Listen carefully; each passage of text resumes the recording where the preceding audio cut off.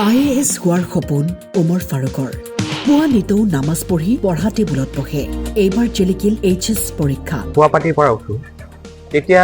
pray হিচাপে নামাজ পঢ়িছোঁ তাৰ পাছত অলপ কোৰাণ তিলাৱত কৰি নিজৰ অধ্যয়নত মগ্ন হৈছোঁ পিতৃ গুৱাহাটীত কৰে দিন হাজিৰা পুত্ৰই দিনত 5 বাৰ নামাজ পঢ়ি কোৰাণ তেলাৱত কৰি নিতৌ পঢ়া শুনা কৰে সপোন দেখিছে আহিবলগীয়া সময় প্ৰশাসনিক বিষয়া হোৱাৰ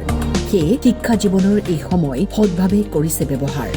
ওমৰ ফাৰুকে কৈছে আমাৰ কি আছে কি নাই সেই কথাত মন নিদি আচলতে আমি অধ্যয়নত গুৰুত্ব দিব লাগে অৰ্থনৈতিক অসচেতনতা কিন্তু মানুহ এজনৰ প্ৰতিভাক কেতিয়াও দমন কৰি ৰাখিব নোৱাৰে চাওক I am not from a rich family তো আমি এইটো কেতিয়া ফ'কাছ কৰিব নালাগে যে মোৰ কি আছে কি নাই এজন ষ্টুডেণ্ট হিচাপে আমি এইটোতহে ফ'কাছ কৰিব লাগে আমি অধ্যয়ন কৰিব লাগে এইটোত আমি বেছিকৈ ফ'কাছ কৰিব লাগে আৰু কিছুমান আছে যে অৰ্থনৈতিক মই একেবাৰে নকওঁ যে অৰ্থনৈতিক অসচ্ছলতাই মানুহ এজনক মানে তেওঁৰ প্ৰতিভাক দমন কৰি ৰাখিব নোৱাৰে কিছুমান ক্ষেত্ৰত পাৰে কিন্তু প্ৰতিটো ক্ষেত্ৰত নহয় অধ্যয়নৰ ক্ষেত্ৰত কিন্তু এইটোৱে মানে ইমান এটা প্ৰভাৱ নেপেলায় ইয়াৰ লগত আৰু এটা কথা যে আমাৰ টাৰ্গেট ঠিক ৰাখিলেহে আমাৰ অৰ্থনৈতিক যিটো অসচলতা সেইটোৱে কোনো হেঙাৰ সৃষ্টি কৰিব নোৱাৰে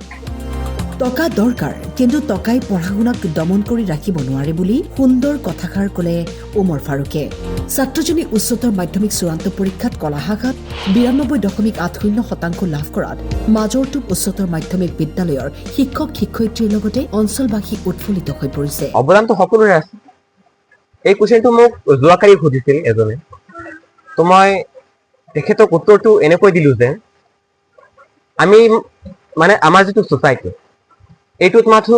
ব্যক্তিগত খণ্ডৰ বিদ্যালয়কে বেছিকৈ প্ৰাধান্যতা দিয়ে যিসকল মেৰিটৰিয়াছ ষ্টুডেণ্ট আছে তেওঁলোকক মাথো ব্যক্তিগত খণ্ডৰ বিদ্যালয়ত পোৱা যায় বুলি সকলোৱে ভাবে কিন্তু আচলতে এইটো কথা নহয় ষ্টুডেণ্ট এটা তেওঁ যদি চৰকাৰী স্কুলতো পঢ়ে তাতো ভাল থাকিব পাৰে কিন্তু এইটো মই ভাবোঁ যে আমাৰ সমাজৰ এটা নেগেটিভ মাইণ্ডছেট কিয়নো মাথো ব্যক্তিগত খণ্ডৰ বিদ্যালয়ক ইমান প্ৰাধান্যতা দিয়া হয় যে তাত চৰকাৰী স্কুলৰ কোনো প্ৰাধান্যতাই নাথাকে কোনো নামেই নাথাকে যদিও চৰকাৰী খণ্ডৰ বিদ্যালয়বোৰ উন্নয়নৰ কাৰণে বহুতো অৰ্থ খৰচ কৰি আছে কিন্তু মই এইটো সবিশেষ নাভাবোঁ যে মাথো প্ৰাইভেট স্কুলৰ ষ্টুডেণ্টে ভাল ৰিজাল্ট কৰিব লাগে জেনেৰেলি তেওঁলোকে ভাল ৰিজাল্ট কৰে মই ভাবোঁ যে প্ৰতিজন ষ্টুডেণ্ট জয় হওক ব্যক্তিগত খণ্ডৰে হওক বা চৰকাৰী বিদ্যালয়ৰে হওক ষ্টাডি কৰিব লাগে আৰু ৰিজাল্ট ইমান মেটাৰ নকৰে যে কি অধ্যয়ন কৰিছোঁ এইটোহে বেছি মেটাৰ কৰে